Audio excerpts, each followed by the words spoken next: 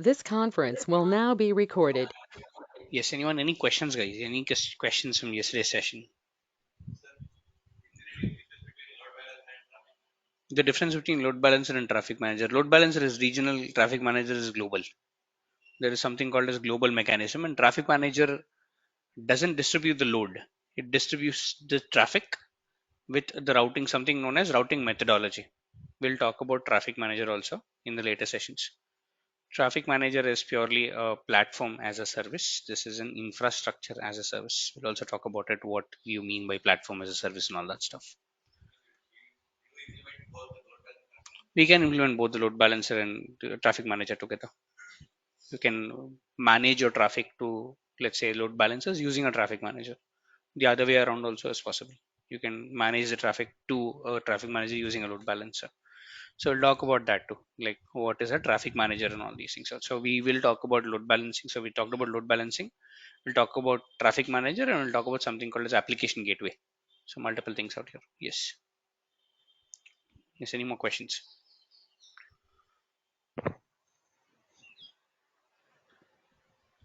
Anyone? Any questions still here? Okay. So as I was mentioning yesterday, we are going to go into a concept called virtual network peering in Azure.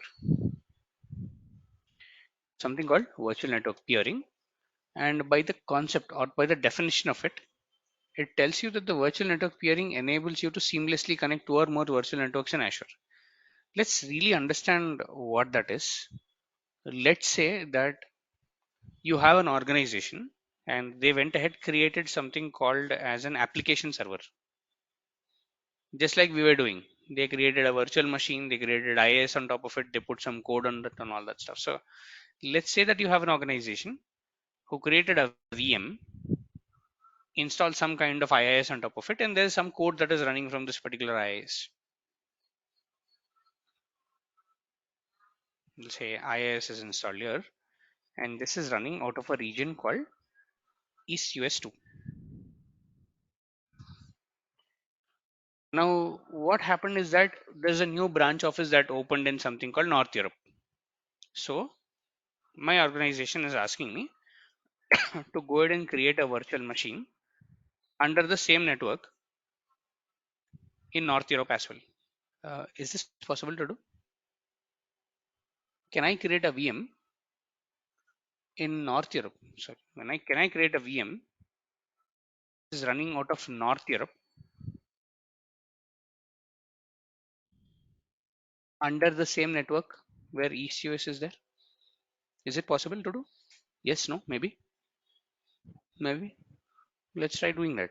So I'm now asking that my first virtual machine should be in East US2, second virtual machine should be in North Europe, but both should have the same net, but both should be running under the same network. Please think about it. Is this possible? I think it Yes, is no, possible, anyone? Kiran. Same network. It is possible. Okay. Then what is the region of your virtual network then? What should be the region of the virtual network?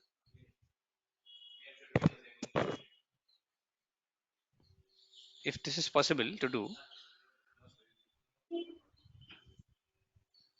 is this?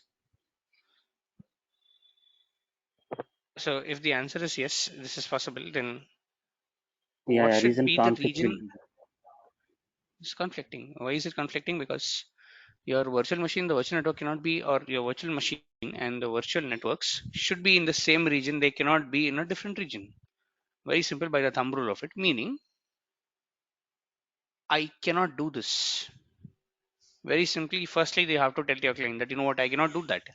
You have to create a new network there in another location called North Europe also.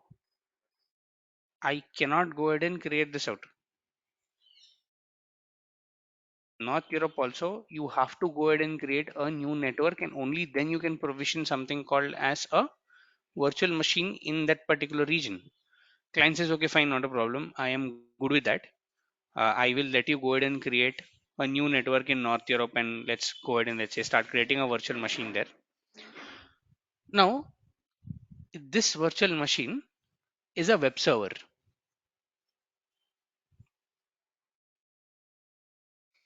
This virtual machine is called as a web application server, meaning you have installed something called IIS and all these things. So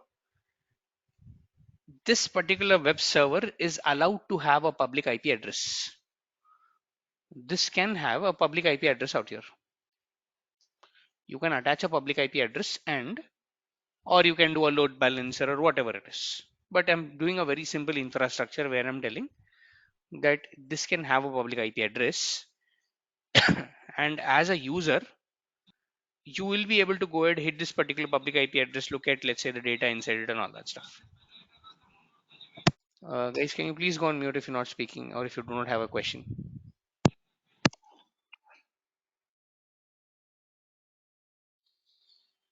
Okay.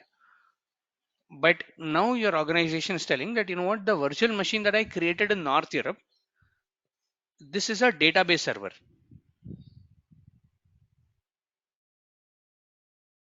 Meaning it's handling some kind of a sensitive data. So I cannot expose the public IP for this particular server. Meaning this virtual machine has to be created without a public IP in place. Can we do that? Can we create a VM without a public IP? Yes, no? Sorry? Anyone? Can we create a virtual machine without having a public IP? Yes? Yes, sir. Yes, Definitely yes. You can create. we can. Definitely yes. You can create. Definitely yes. So you can go ahead. Firstly, let's do that. Let's do the demo. Let's go ahead and create a virtual machine firstly in ECS2 and a virtual machine in North Europe. ECS2 can have public IP. North Europe should not have a public IP out here. So let's go and do that. I'll say this is East US2. I'll say okay. I'll just scroll down. I'll say this is demo VM East US2. I will say that this is East US2 out here. And I will say go ahead and do a Windows server out here or something like that. And I'll say this is some username, some password.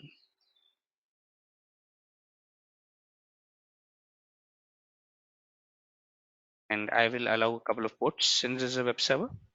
And I will say networking, and this is the network that I'm creating. It's an ECS2 VNet. It's a 10.0.0.0/16 class A address, inside which I had just have one subnet, which is 10.0.0.0/24 out here. And I'll say next management. I'll disable the boot diagnostics out here to just to make sure that this is created in a quick way, and I'll just go ahead review and create this out. So I am creating a resource group, a virtual machine, a network inside it, and all these things out. It's a package that I'm now creating out there, which is in a location called ECS2, and I'll say create this out. So it will now start creating this out, and what I'll do is in another tab, I'll just duplicate this out in another tab. I will go ahead and start creating a resource group in North Europe and a virtual machine in North Europe as well. So I'll just go ahead into this one. I'll say virtual machines, and I will say that this is North Europe. Scroll down. I'll say this is demo VM North Europe. Something like this out, and then I'll change the location to something called North Europe out here, and I'll take literally the same size. All the configuration is the same and all these things out.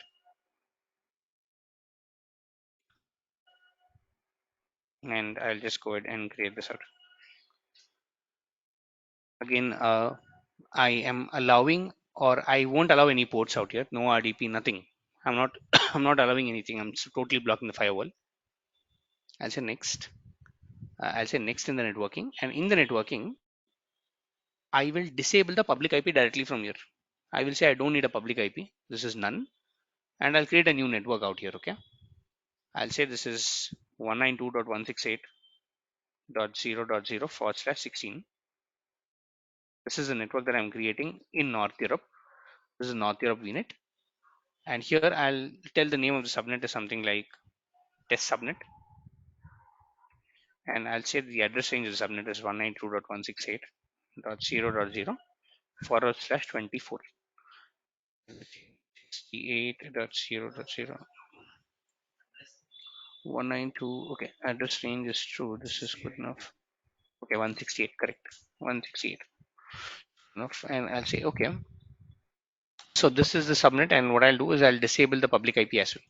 So I'm creating a new VNet. I'm creating a new subnet. So there are two different addresses that I'm now creating. I'll say management disable the boot diagnostics and review and create this out. So I'm creating the second virtual machine out here without having a public IP in the first place. Reason being, my client is telling me that, you know what, this is a database server. I'm hosting all my data inside that, and I'm not comfortable with you going ahead and creating something called as a public IP out here. So so this particular virtual machine will only have a private IP, and it will not have a public IP in place. So I'll just go and create this out, and again this will take around a minute or so. And this has now created a new resource group and all these things. So here, if you go into the resource group, and if you group this by type, I will have a disk, a network interface, network security group rule, public IP address, virtual machine, and the virtual network out here. And inside the virtual network, if you see, the address spaces is 10.0.0.0 for SAS16 address. It's a class A address that I have, and connected devices is one. The network interface card of the virtual machine, which is running out of a range called 10.0.0.4, and then I have the subnets, and the available IPs are about 250 instead of 251. So I have something called 250 IPs out here. And in the same way, I'm going ahead and creating the let's say virtual machine in North Europe, but here I will not have a public IP address attached to it. It will only be running out of a private IP address out here. So the requirement of your client is that, you know what, only this virtual machine that is running out of this particular virtual network should have access to this particular virtual machine that is there in North Europe. Meaning, the question that I now have, or the question that I'm now facing, is that can this VM called demo VM is used to talk to a VM called demo VM North Europe over a private IP? Because as you have seen, I do not have a public IP address that is attached to a VM that is running in North Europe. So there is no public IP communication at all. So if I go back into this one, this is also created. So if I go here into this particular VM, it doesn't have a public IP address. The reason being, this is the requirement that I had. But if I just scroll down and just allow this to refresh again, it's telling the agent status is not ready. It will take some time for this one to get ready out here. But if I go into the demo VM East US2, which is this one, I have a public IP address called 20.62.116 and 6, let's say 62 out here. Let's copy this out and let's do an RDP session input.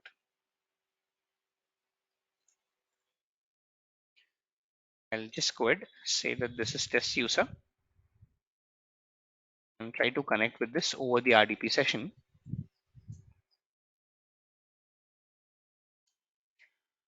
And I'll say yes and wait for this one to load and just scroll down and let's see what is the IP address that is assigned here. This has a private IP, and the private IP address is what? 192.168.0.4, which is a class C IP address. So my question is that, can I take this IP and can I do an RDP as a user? I am able to do the RDP into this particular machine. Can I do an RDP on this machine out here, which is running out of North Europe? Can I do the RDP here? Can I? Yes. No. No. Okay. No, then why no? No public IP. Okay. Let's do yes here. And this is the VM1 that I'm into right now. So no public IP. Can I do an RDP over the private IP? Yes. No. No. Why no? I'm sorry. No, is this there's no public IP, but my question here is that, can I do an RDP over the private IP address out here? Sorry, if they're in the same unit, then you can do. But am I in the same unit? No, I am outside. I am over the internet. So if I this out and say MSTSC out here, if I open the RDP session and try doing this out,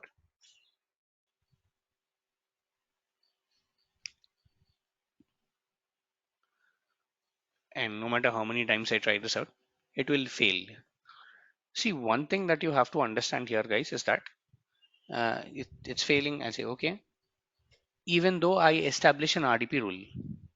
See, firstly, there is no RDP out here. If you look at the network security group rules out there, and if I look at the network security group rule of this particular, let's say, virtual machine, there is no RDP out here. There is no RDP. If I add an RDP rule, again, I can add an RDP rule only from my public IP address, not allowing anyone. I can say this is an IP address, and I can say the source IP is my IP address out here. So I'll say what's my IP, and I'll go and take my IPv4 address. This is what I'm really looking at. This is the IPv6 that I have, and I'll just copy this out, which is 49.37.128.5.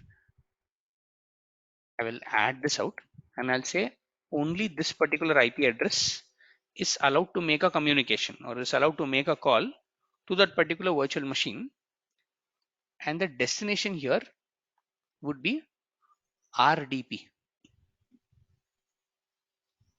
3389, and I'll say allow RDP, and I'll say add. So if you look at this, I am adding now a very specific rule out here to allow the RDP connection only from my public IP, which has an address of 49.37.128.5. So I'm now allowing only one specific, let's say, connection to this particular virtual machine, and the source here is my public IP address, meaning only my laptop can communicate with this. Destination is any, not a problem. Destination can be any. Now coming back to the question again, I have now added an RDP rule. Can I take this IP address? Can I take this IP address and try to do an RDP once again? Will this work this time? If I put this in, if I put this particular IP in, and if I give that particular username, just test user, can I go ahead and do an RDP this time? Yes, no, maybe. Anyone? I should be able to, right? Because I have the RDP connection out there. So I should be able to. Let's try to do that. And let's see what really goes out here. Same error. I have the same error. So why am I getting this particular error out here?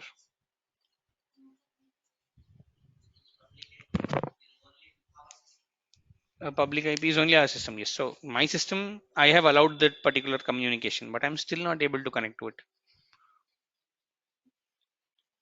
But I have a rule, right?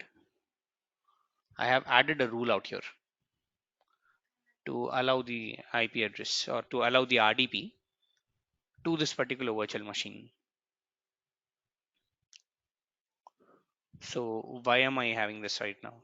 Why, what is the issue that I have with this one right now?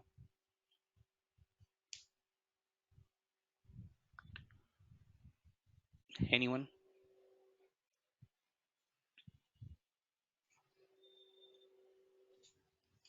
I'm sorry. Can you come again, please? Networking is? Hmm.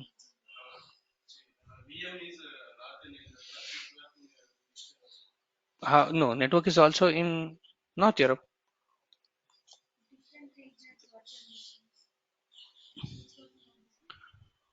Network is also there in North Europe. There are two networks. You cannot have one network for both the machines. You cannot do that. There are two networks out here that I've created. That's what I was explaining diagrammatically out here. There are two networks out here. One network is a 10.0.0.0/16.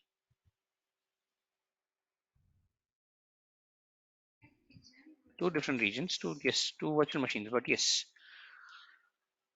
this is 192.168.0.0/16. These are two different regions out here, and this region I am able to do a connection. Reason being, it has the RDP, and very importantly, it has a public IP address. This region's virtual machine has a public IP address, so I am allowed to communicate with this particular public IP address. Reason being, the public IP address resides outside the network. It doesn't reside inside the network. So this has an exception, and whatever rules that you create as a user, like for example, I created an RDP rule. All the rules that we create apply to the public IP. They are only limited to the public IP address, not the private IP address out here. Reason being, I as a user, I am not able to establish a connection with this particular virtual machine over the private IP address called 192.168.0.4. But what if I am able to establish a connection with this particular East-US2 machine? I'm inside the East-US2 machine right now. This is good enough. But what if I go inside the East-US2 machine and say RDP, open the RDP inside the machine? When I say I'm inside the machine, I'm a user who's inside the network right now. I'm inside the virtual network 1, meaning I'm here. I'm sitting inside the virtual network 1 out here. I have a private IP address called 10.0.0.4. This is the private IP address of this particular machine. If I just scroll down, this is the private IP address. Networking, okay. This is the private IP address of the VM1 out here. So I'm inside the VM1. So please understand this. Technically, I'm trying to explain something out here. So please answer this question. I'm inside the VM1 out here. My question to you all is that, can I establish a connection from this VM to the VM2, which is, let's say, working on a private IP address out there, which is working on a private IP address called 192.168.0.4. Can I take this particular private IP address and can I try to establish a communication with this? Yes, no, maybe. If no, why No, no? Kiran. Excuse me, sir. Excuse me. Can you not use your phone while you're in the class? Can you please focus here? Okay, so if I try to do this, then what's the issue? Outside the virtual network, but I'm inside the virtual network, right? Uh, Private IP okay. is different network. I'm sorry. Different regions, which means different networks, which means this is still an outbound connection. This is still an outbound call, meaning I am going inside this particular network and I am trying to establish a connection between this particular machine and this particular machine, which are running out of two different networks out here, which is 192 and this is 10.0.0.6. When I say two networks, both of them are isolated from each other.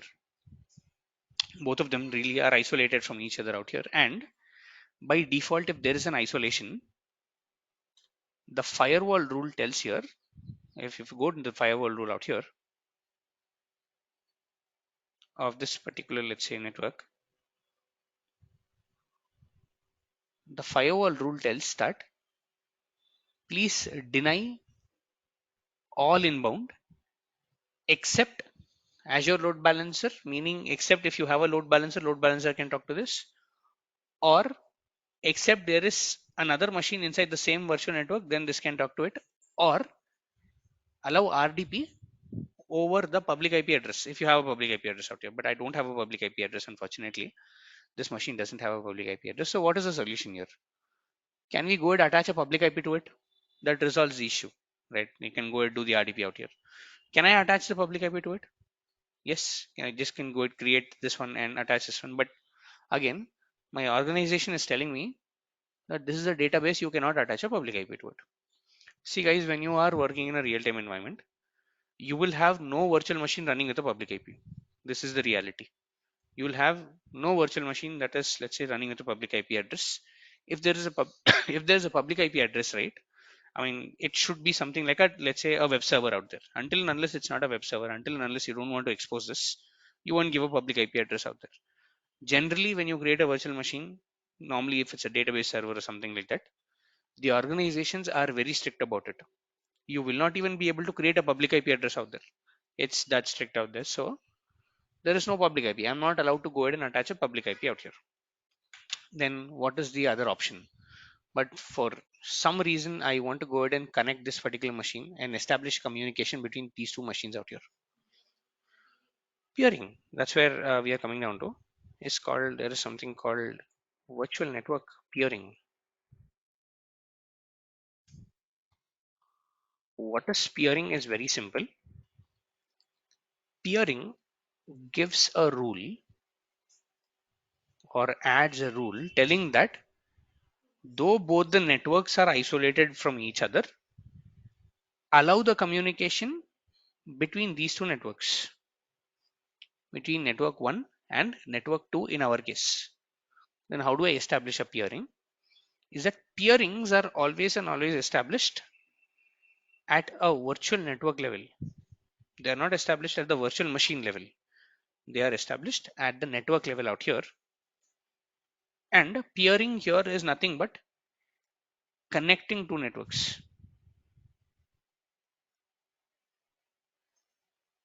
or more networks, I would say.